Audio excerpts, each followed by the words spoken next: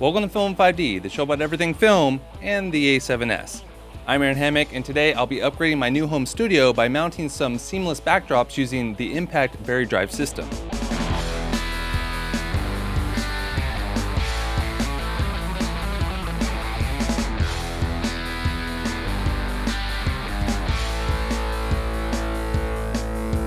If you didn't see my last video, I'll leave it for you up there. And in that video, I upgraded my acoustic treatment of my new home office / studio.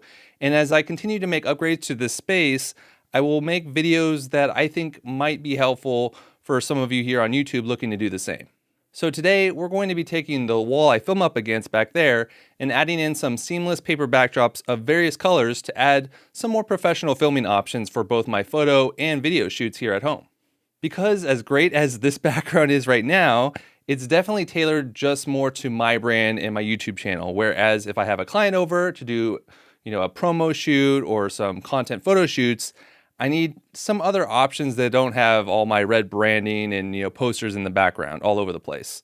Now, the system we'll be installing today is from Impact, and it's a nifty little chain link system that goes for around $150, mounting up to 3 paper backdrop rolls at a single time.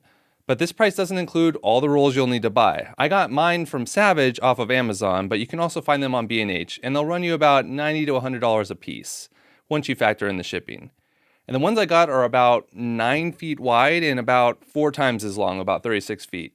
So yeah, definitely an investment, but I wanted to make this video to hopefully help you make a decision for your own studio, since I've done this twice now and I've learned from my mistakes all along the way. I installed this very same setup at my home office studio as well, but this time around I'm doing it with some major cost reductions and some upgrades as well.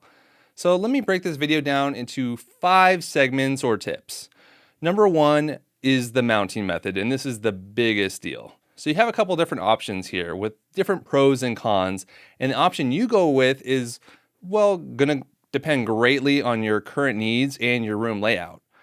First off, you can simply mount these brackets to the wall. I actually did this in my office studio, which has a little teak backing on it, so I didn't even have to find a stud. The only major issue with this is depending on the height of your ceilings, standard height is about 8 feet, which is what both my office and my home studio are, then you might not be able to keep all 3 rolls at the same time, because the lowest roll can often be seen hanging in front of the back 2 rolls. But this will depend on how wide you are filming and if your subject is standing or sitting. Regardless though, if you have low ceilings, you might want to avoid this method of mounting, as you will constantly be taking down and putting back up rolls. The second method, which is now my personal favorite, is to mount the system to the ceiling. This way, the front roll can be at the highest point and the back roll at the lowest, so they will never overlap or get in front of each other. I also personally think that this looks way better when it's attached to the ceiling, as it's just up and out of the way more. Now, there are definitely some cons with this method, which I found out the hard way after working on this for a few hours and trying to mount this one myself. First of all, you need to have hard ceilings. That's obvious. For example, I could not do this in my office because that has a drop ceiling and has the removable tiles like a lot of offices do. And then next, you also have to attach these to a stud or a ceiling joist that goes across your ceiling, inside above your ceiling for maximum support. You definitely don't want these things falling down on your clients, as they are very heavy. Now, in my case, my wall back there that I'm filming against is only 11 feet wide, so I wasn't able to attach both brackets to the joists, so I had to use wall wingtip anchors, which are these right here, to support the other side so they grip down, and you can use these in drywall and in ceilings. And if you've ever used those things, then you may know that they don't always install the easiest. I broke one the first time I tried to do it. However, one thing I could have done is instead I could have attached a small block of wood to both sides on the ceiling, which is wide enough to reach both of the joists on both sides. But for aesthetic purposes and because my ceiling is already so low, I didn't want to do that. But I'm really happy with how it turned out in my case. It looks really good. Now, the third and final option when it comes to mounting involves just getting a completely different and more expensive system. It's called the Impact Varidrive system, which is a more temporary system that can be taken down more easily and moved around.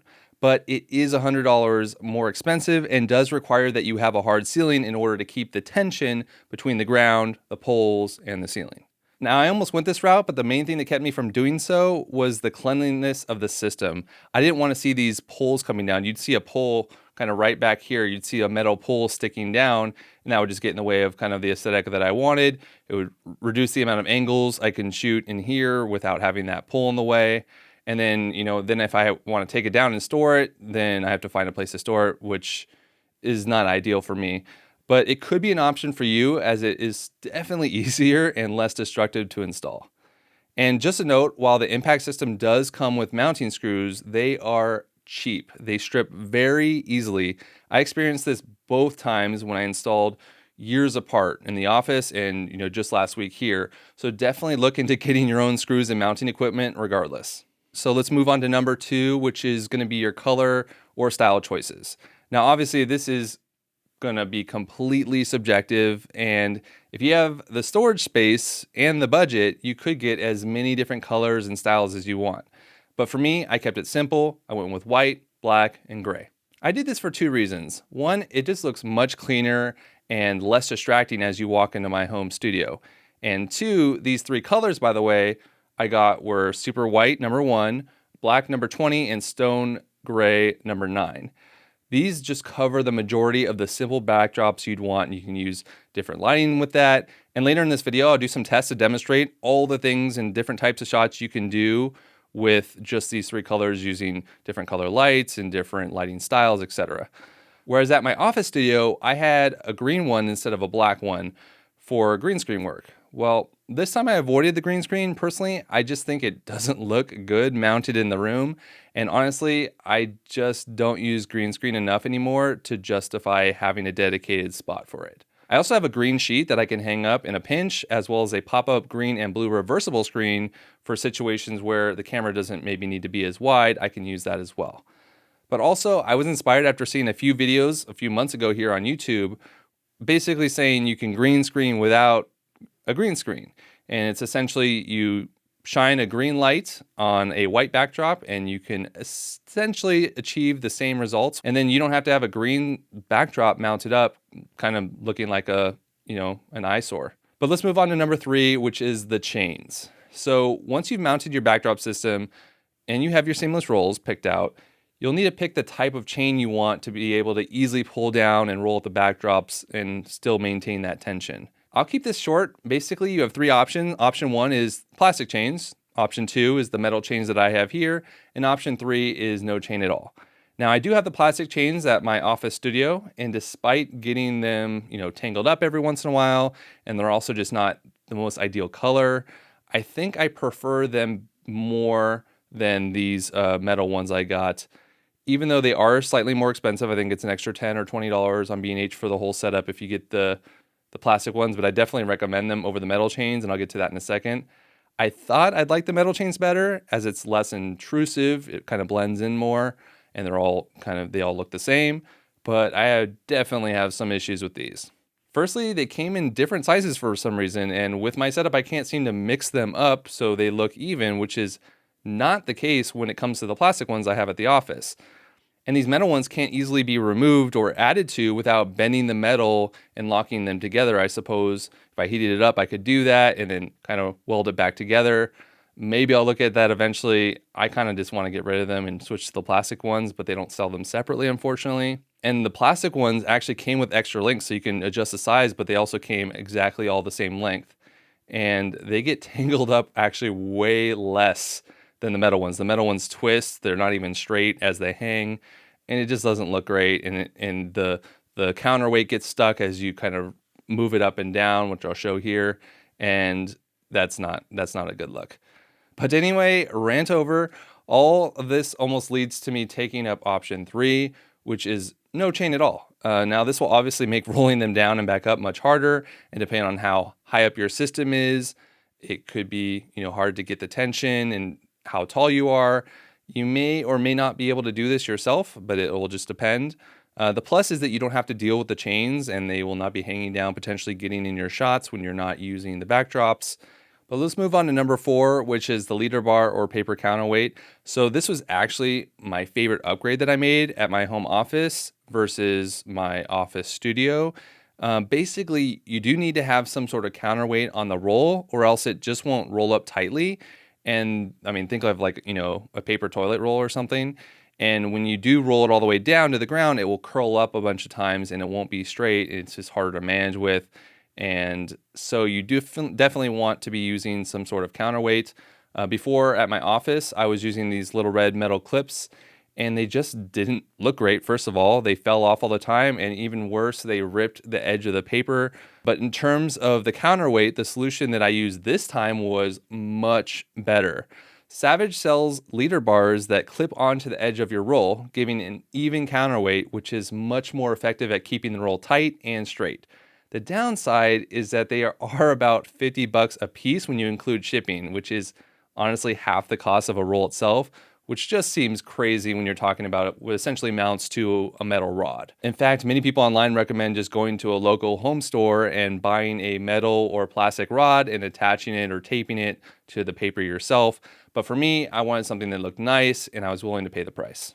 I will mention though, one surprising thing about these leader bars from Savage is that they actually are spring loaded and they really clamp down very nicely and in a very satisfying way onto the paper, and they just look great when the paper is rolled up.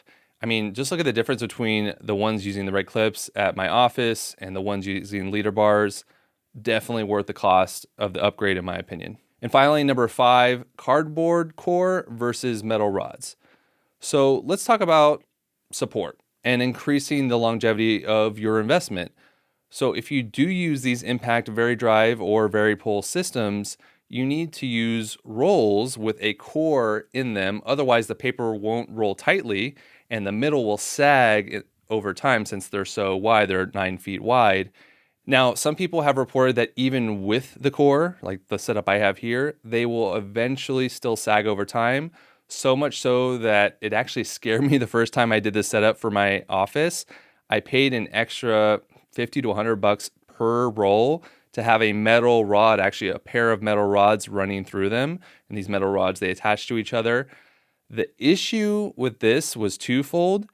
Basically, it significantly added weight to the entire system. And depending on how you mount yours, this could cause issues.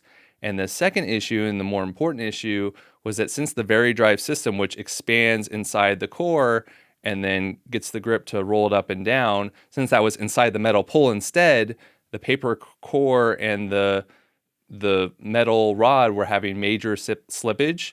And to fix that, you basically have to add some gaffer tape in between, which works, but it kind of clunks its way down, and that ends up getting kind of lopsided and less smooth over time. And so I definitely do not recommend using the metal rods. Basically, just use the core as is and rotate it every few months or so, and hopefully that'll reduce the sag in the middle in years to come. And if it does start to sag and starts looking bad, then you can just replace it. You already saved yourself $100 a piece, which is essentially a whole nother paper roll. So, and I think that's the best option, honestly. But enough about all that. Let's jump into some tests and see what we can do with a system like this one. All right, so here we're taking a look at a white background and changing the intensity of the light. This is just going to be a single light for all of these tests. You can see how you could really get that pure white background look. We're going to switch that out with the gray just to get a little bit of a different kind of shade. And here we are with that one, turning it on and off and changing the intensity. Once again, you can use multiple lights, barn doors to help shape the light a little bit more. And then the third one we'll be testing is the black. Typically with black, you won't be using any light on it like we are right here. And you could see what it would look like if you did kind of a center gradient on it. Does create some sort of banding, I'm sure, on YouTube. I'm not seeing it really on my side. But yeah, looks pretty good off. And then here again, we have the green. So this is essentially a green screen, which is pretty awesome that you can that's just with one light too. And here's with a little bit of a bluish tint. Now this is just using color gels over my lights. Unfortunately, I don't have, like a Nova C300. There we just saw the white versus the gray and the different kind of intensities of the light. Here we just have orange, just again showing different colors you could use on the background. I typically find that actually gray is the best to use the colors on versus just the white. So that's why I go with gray, and then white and black I just use as white and black. Like here we have just white. This is kind of a cyclorama look, which is really nice. We're also using an acrylic little pad on. You can see the reflection there. That's my black acrylic pad, like $10 on Amazon. Here we go with green and red, purple and blue on one side and the other. And then we have just blue. So yeah, there's a lot you can do with these type of backgrounds. And that's it. Hopefully that was helpful for you. And as always, products discussed in this video are linked in the description below. Buying through my affiliate links helps to support the channel and help me make more videos like this one, and I really do appreciate it. By the way, please let me know if this video was helpful to you. I have a problem of going way too into detail and making my videos longer than they probably need to be. But I'm also not in the business of doing quick turnaround tutorials and reviews right when new stuff comes out, because there's already so many good videos here on YouTube, YouTubers who have much better access than I do. So I like to add a bit more of my opinion and nuance and experiences to give people all the info that I think they might need to help them make their own decisions. But anyways, leave a comment below with any feedback you might have, positive or negative. And that's it. Whew, that was a long one. Give this video a thumbs up if it was valuable, or a thumbs down just because. Leave any questions in the comments below and I'll do my best to respond there. Thanks for watching, and I'll see you in the next one. If you haven't subscribed yet, you can do so by clicking the button on screen.